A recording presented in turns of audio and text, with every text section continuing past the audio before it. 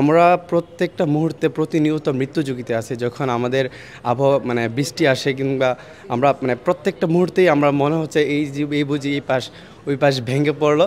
আসলে আমাদের রুমগুলা বলেন, আমাদের করিডোর বলেন, আমাদের ওয়াশরুমগুলো খুবই বাজে অবস্থা। ইভেন যে কোনো মুহূর্তে যে কারোর মাথায় এগুলা ভেঙে পড়তে পারে। আমরা এখন হল ত্যাগ করতে যাচ্ছি না, কারণ হচ্ছে আমরা চাই হচ্ছে স্বাস্থ্য মন্ত্রণালয়ের যেই সংশ্লিষ্ট যেই দায়িত্ববান কর্তব্যরত যারা আছেন তারা এসে সরজমিনে আমাদের এই হল পরিদর্শন করুক।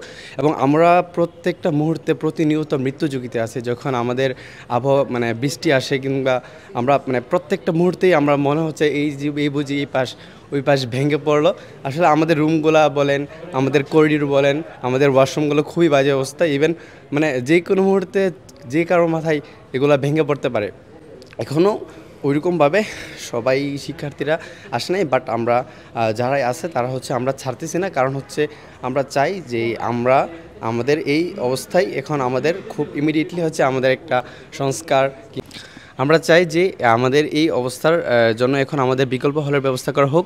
তাছাড়া আমরা অন্যত্র কোথাও যাচ্ছি না এবং আমাদের এই অবস্থাটাকে কর্তৃপক্ষ খুব সিরিয়াসলি দেখুক, সেটি আমরা চাই। এবং আমাদের ইমিডিয়েটলি আমাদের ক্লাস বন্ধ হচ্ছে, আমাদের ক্লাস করতে পারতেছি না, আমরা একাডেমিক্যালি আমাদের সব কিছু পিছিয়ে যাচ্ছি। আমরা চাই আমাদের খুবই দ্রুত সরকার এটাকে মাথায় নিয়ে আমাদেরকে খুবই দ্রুত একটা বিকল্প ব্যবস্থা করে দিক এবং আমাদের বিকল্প হলের ব্যবস্থা করুক এবং আমাদেরকে আশ্বাস দেখ খুবই দ্রুত আমাদের জন্য নতুন হলের ব্যবস্থা করে দেওয়া হবে এবং আমাদের ছাত্রছাত্রীদের এই যে নিম্নমানের যে একটা অবস্থা এটাকে যাতে খুবই দ্রুত নিরসন করা যায়, ওইটাই আমরা চাচ্ছি।